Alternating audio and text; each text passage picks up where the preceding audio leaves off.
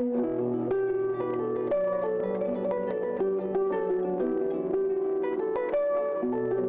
wanted to learn the piano, actually. I think I had heard a concert, like, Mom, I want to learn piano, and we didn't have a piano, so that made it a little difficult. But she had a little lap harp. She said if I would learn to play that and I would stick with it for a year, that she'd find some way to get a piano. And I said, yeah, I'll do that. And then I did that and didn't want to play piano. My name is Noah Brenner, and I cannot imagine not playing this.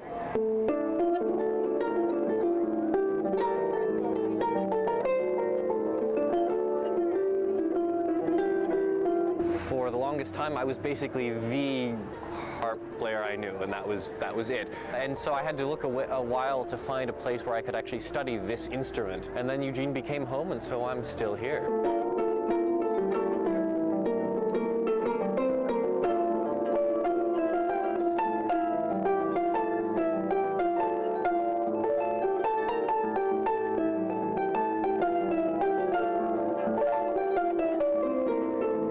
I've found that even the same piece can mean very different things depending on where I am. It is definitely a personal expression, and it is definitely a connection with the audience. You have to own the music that you play. You don't play somebody else's music. You don't play the notes on the page. You play something that you mean in that moment.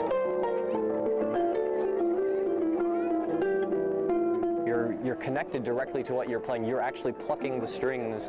It's resonating on your body, and there's so many sounds you can get from it because you're doing this. You know, just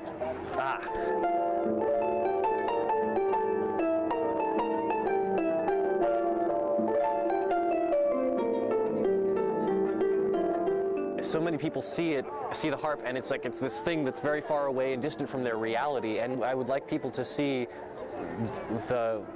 the harp as something that is more than, you know, glissandos and fairies and angels, and not that it's not that, but that it is more than that.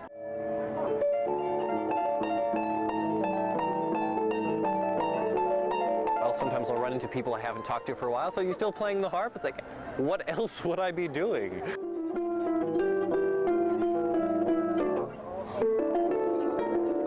It's very much a part of me at this point.